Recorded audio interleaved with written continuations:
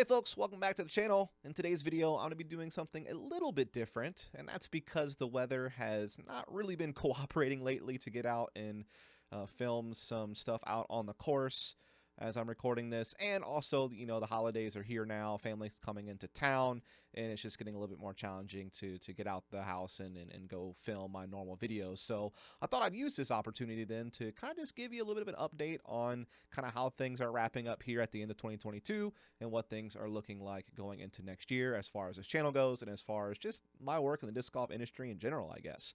First and foremost, content will continue on this channel as normal. You'll continue to see me putting out, videos of playing practice rounds and trying to put out tournament round coverage when I can, when I go out and play those events, as well as maybe doing some different challenges with friends and so on and so forth as I normally do.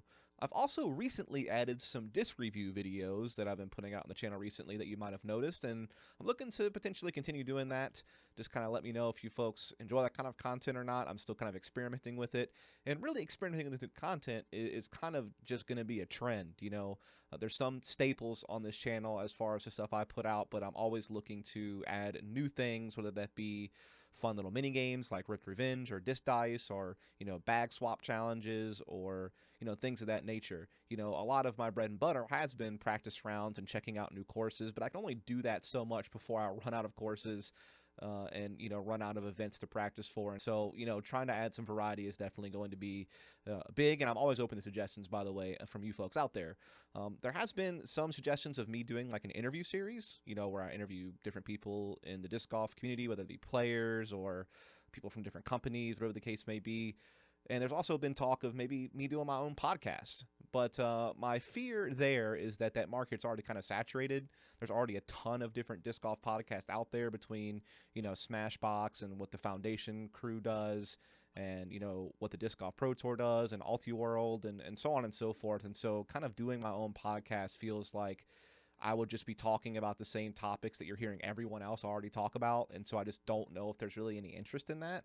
So you can let me know, maybe I'd consider it, but I do think that would be a little bit of a challenge, especially trying to find a consistent co-host, because I think doing that alone would definitely not be a great idea. And as far as an interview, type show goes with disc golf people, again, I feel like that market's really saturated, and the people that you want to hear from, you're probably already hearing from, whether that be people who just won an event or just signed to a new company. I feel like those interviews already come out pretty regularly, and so entering that space also seems like it might just be a little oversaturated. So I'm kind of, debating it, but I just don't know that it'll happen on this channel. And that's kind of a foreshadow, I guess you could say, is there is a chance that you might see me doing some podcast content elsewhere, just not here on this channel. But I don't really have anything solidified just yet, but I'll keep you updated as I can. Now, getting away from my channel and just getting more into what I'm going to be doing in disc golf going forward. On kind of the negative front, unfortunately, it does not look like I'll be continuing with Gatekeeper Media doing the coverage next year for the MPO feature cards and chase cards. This is certainly a little bit saddening, but it's also really understandable, and I'll get to why that's the case in a minute. First and foremost, though, I want to say that working with Gatekeeper was a fantastic opportunity. They kind of took a gamble on me, someone who was coming from a completely different industry in esports and trying to get into commentary and disc golf, but not really having any experience working with the sport yet. I had covered a couple of local events, and I submitted some like little demo reels of what I was capable of doing, but it wasn't as if I had some really beefed up resume of covering a bunch of different tournaments. And so for them to kind of give me a shot at covering some Disc Golf Pro Tour coverage, and that initial attempt going really well when I did the Open at Belton, and then that kind of rolling into me doing every single Elite Series event for the entire year from that point forward, including some majors, that was pretty big. And it was challenging at first working alone, but eventually I got to work with some really cool partners with Nick Hansen and Nathan Queen. And ultimately, I think we put out a pretty good product, all things considered, which I'll kind of get to a little bit in a second. Again, I just want to say that was a great opportunity. I really enjoyed it. And obviously, if it, comes up again to do some Disc Golf Pro Tour coverage with them or do some other independent events that they do coverage for, I certainly would be up to it. And there is a chance that I will be doing some other stuff for Gatekeeper Media. It just won't be Disc Golf Pro Tour coverage. And really what that boils down to is a logistical issue. Most of the post-produced content companies that you see out there are all doing everything kind of under one roof, right? the filming team, the editing team, and the commentators are all basically working out of one location, and they travel around the nation together following the tour. What I was doing with Gatekeeper was very unique in comparison to pretty much any other post-production that you see, in that I was doing it all remotely from my home here in this very studio space that you're looking at. Essentially, what would happen is the film crew would go out and film, the editing crew would put a cut together, they would upload that cut to, Google Drive or a Dropbox. I would download that file. I would then record commentary either by myself or work with someone else. I'd upload that audio, they would get it, and then they would mix it all together and put out the final product that you eventually saw. Now, obviously, trying to put out next day coverage is a very stressful and very fast-paced thing that takes place, right? I mean, you don't really get that much time. Once you're done filming, you're immediately already on to editing and, graphics and all that jazz. Then, it's the time it takes to actually upload a file, to someone like me. That way I can get access to it and start recording commentary. And this is, even more difficult because, you're traveling, so you're probably not always going to have the most consistent internet connection. And so that can make uploading take quite a long time, as well as them downloading the files that I send them and all that jazz. So really what it created was kind of a logistical nightmare where everything just took longer because of all of the downloading and uploading of files and me having to do things remotely. And it just made the whole process just be a lot more difficult. Not only that, but when I started commentating with, Nathan Queen, Nick Hansen, it added a whole new complication where we're not sitting right next to each other. So we can't necessarily read each other's body language. So sometimes we might talk over each other, especially because we didn't have that much experience working together. We kind of had to hit the ground running, immediately covering some of the biggest events in disc golf without not really knowing each other very well. I think over time we started to develop some chemistry and kind of figured things out, but it took a few events to get there. And even when our chemistry got up to speed, there was still certain little technical things that could happen that would cause the commentary to not be as good as it could be. And some of that is, again, not being next to each other, so not being able to kind of read that the other person has something that they want to share. Maybe there will be like an awkward pause and, we can't see each other, so we're both trying to fill that pause at the same time, so we aren't talking over each other. And those are just like little things that's very hard to avoid when you're, not in the same environment.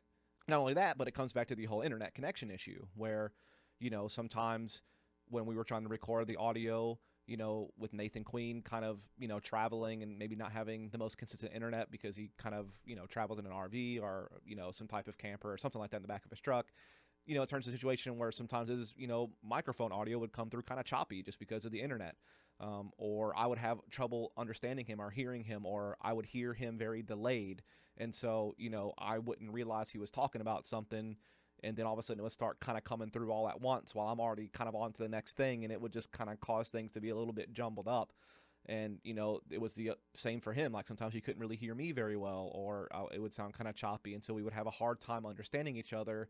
And so that would make it hard for us to kind of have like a conversation with each other when we're doing the commentary. And, they would cause sometimes even delays where we'd have to, wait for him to get to a new location with better internet and retry a recording all over again. And again, there was just a lot of logistical things that really took place working remotely that just made things a lot more challenging for everyone. And so with that said, I completely understand why Gatekeeper would want to try to move to a more traditional way of doing things, which is having everyone under one roof. It's very easy for them to have their editing crew and their filming crew all kind of staying together. Usually the commentators they're going to be working with going forward are going to be either staying with them or staying nearby so they can kind of come together and do things in a studio together. So there's no need for uploading files or downloading files or working remotely or dealing with internet connection issues, jeopardizing audio quality or causing people to hear things delayed and therefore talking over each other. You get my point. Like it's one of those things where it makes sense for them to move into that direction. And unfortunately, it just does not make sense for me to be out on the road full time on the Disc Golf Pro Tour traveling with Gatekeeper. It's just not really financially feasible. The budget's just not there for something like that. So it is very saddening. And, I really obviously want to continue doing Disc Golf Pro Tour coverage. That's kind of my ambition. And it was really awesome to be able to get to do that so quickly by working on post-produced stuff with Gatekeeper for, 2022. And I'll definitely always cherish that. And I think that if anything, I certainly gained a lot of experience from it. It allowed me to get reps. It allowed me to kind of better learn how to cover the sport. Certainly, there's still a lot of things I need to work on when it comes to how I do disc golf commentary. When it comes to things like my talking speed and kind of the energy that I bring, and just kind of the timing and pacing of it all. Those are all things that I still need to fine tune and tweak. And it's one of those things where I don't want to be too against the grain, but I don't want to sound like everyone else. I want to be my own person. But at the same time, I don't want to take away from what's most important, which is the story that's taking place of these players and how they're playing the round. Those are the people that need to be focused on. Those are the people that need to be celebrated, not me trying to be some type of celebrity commentator or something along those lines. But at the same time, I do want to be able to bring my own unique style. I do want to be able to bring some excitement and some, higher paced commentary for those really big moments to really celebrate them and highlight them. But at the same time, I need to learn how to kind of, turn it down a notch, which is very hard because I'm coming from esports, which is a very fast-paced medium that you're trying to cover, which kind of forces you to talk fast and forces you to always be going and forces you to have that up-tempo kind of style of commentary a lot of times, whereas disc golf obviously is much slower pace. There's more downtime. It's just a learning curve, right? And something that I'm still very much trying to, get better at, as I've only been doing it, now still less than a year as far as Disc Golf Pro Tour coverage goes. So again, was great working with Gatekeeper. There's a chance I may do more stuff with them in the future that may not be quite disc golf related. And there's also always a chance I might fill in for an event here or there if need be. So that's kind of where I'm at with that, which I'm not going to lie, it kind of sucks because I'd really love to keep doing it. But I think it's one of those situations where I think all parties kind of understand that logistically speaking, it's for the best, for the quality of the product and, the workflow and scheduling for everyone and all that jazz. Now, on a more positive note, there is a very good chance that you will continue seeing me work on the Disc Golf Pro Tour directly. Of course, in 2022, I hosted a show called The Scramble that was on the Disc Golf Network. That was kind of a tournament recap series where after each Elite Series event and major, we would kind of really just tell the whole story of the tournament in 30 minutes or less and really put out a polished product that had some great highlights and, great kind of scripting and voiceover, which I was the main one doing the writing and voiceover work. We had some great editors that were cutting film and, all kinds of cool stuff together. And it was a really cool series. I definitely recommend, if you have access to Disc Golf Network, go back and relive some of those tournaments and kind of see the show we put together. I think it was a fantastic product that just got better and better as the year went on. Now, I'm not sure if that show will continue next year or not. If so, I will likely still be writing and doing voiceover work for that show and continue to be a big part of it. But there's also a chance that that show may kind of get tweaked, maybe even get rebranded, maybe even kind of take a slightly different direction. In either case, I'll likely still be involved in some capacity, hosting or working on a show for the Disc Golf Pro Tour, whether that be on the Disc Golf Network or whether that be on their YouTube channel, which was kind of what I was hinting at earlier, where maybe I might be involved in some podcast content for the Disc Golf Pro Tour officially under their banner as opposed to doing something independent. So there is a very good chance that you'll see me doing that. In fact, it's pretty much guaranteed I'll be doing something with the Disc Golf Pro Tour. It's just not quite defined yet exactly what I'll be doing and how often I'll be doing it. Those are kind of details that are still being worked out, and those details are kind of being slowed down on being finalized just due to it being the holiday season and people taking a break, during the off season and kind of recharging and all that jazz. But hopefully I'll be able to give you some updates very soon as far as what I'll be doing with the Disc Golf Pro Tour, which includes potentially doing some live commentary for some events on the tour this year. I was asked for my availability for the entire year for all of the events on the schedule, including Silver Series events, Elite Series events, and majors. Now, don't get me wrong. I don't expect that I'll get hired for all the big events right away because I'm obviously the new guy on the block, and there's a lot of people already doing commentary for, DGN that are very experienced, very talented. They have huge brands within the disc golf space. People know them, people love them, and they do fantastic work. And I'm certainly not looking to step on anyone's toes or, try to, push someone around or something like that. Like, trust me, I'm coming in very humble and understanding that, hey, I've got to put in my due.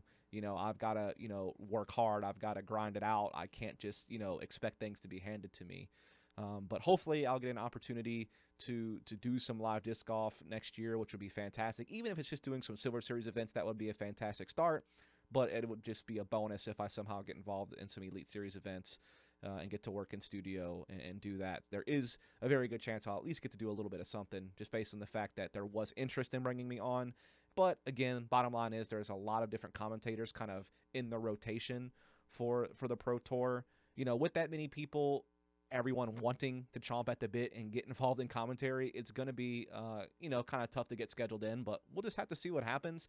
I was able to at least do some live coverage for USDGC and Throw Pink when I was doing one of the secondary streams. So I've already gotten a little bit of experience working with them on some live stuff. So hopefully that'll just continue and grow into next year as well. And, you know, that's really the goal. You know, my goal from the start has been to try to take all of the experience and skills that I have from doing esports commentary for the past, you know, 10 or more years and use that in disc golf, which has become a passion of mine. And the ultimate goal is to be involved working, you know, with live coverage for the Disc Golf Pro Tour and being a part of the peak of the sport. And obviously that's going to take time. That's going to take a lot of work, but I'm willing to put in that time and effort to make that happen. So yeah, that's pretty much how it goes as far as what's going on this channel, what's going on with my future in disc golf. And yeah, that's going to kind of do it for now. Again, I wish I kind of had some more finite details I could share with you, but this is what I got for now, but I'll certainly keep you updated as things pop up. And yeah, hope that you can follow and subscribe here. Thanks again for tuning in. See you next time.